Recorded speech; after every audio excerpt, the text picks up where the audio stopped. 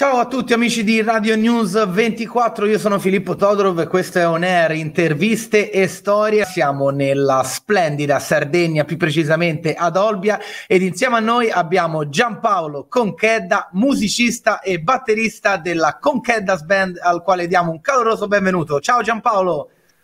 Ciao, ciao a tutti. Parlaci un po' di te, com'è nata la tua passione per la musica, diciamo, e come ti sei formato.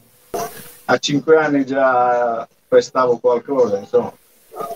A 13 anni avevo fatto questa band, si chiamava Le Anidridi, e già suonavamo i brani rock, hard rock, compresi nel repertorio della Conchedda's Band. Già l'80% di quei brani li suoniamo adesso. Appena ci potremo riprendere, quali sono gli impegni che aspettano proprio la Conchedda's Band?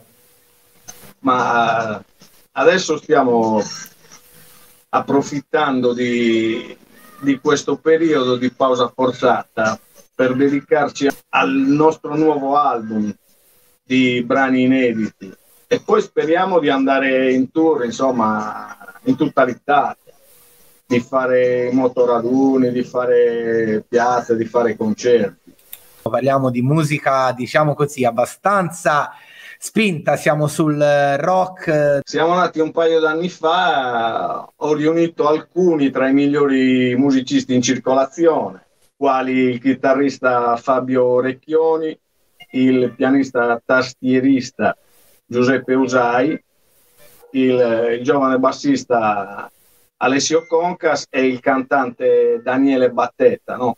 Il nostro repertorio comprende da Jeff Beck Group, Jimi Hendrix, che so, i Free, gli Uriah Heep, i Grand Funk, Santana, Cactus, Vanilla Fudge, Iron Butterfly, Lynyrd Skynyrd, insomma.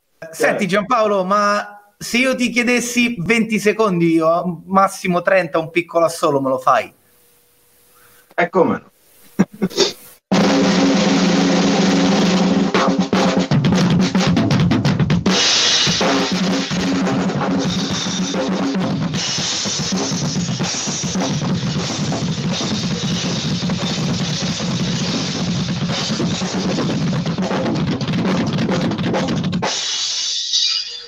Wow, wow, pura energia, pura energia. Ciao Giampaolo, grazie mille. Ciao, ciao.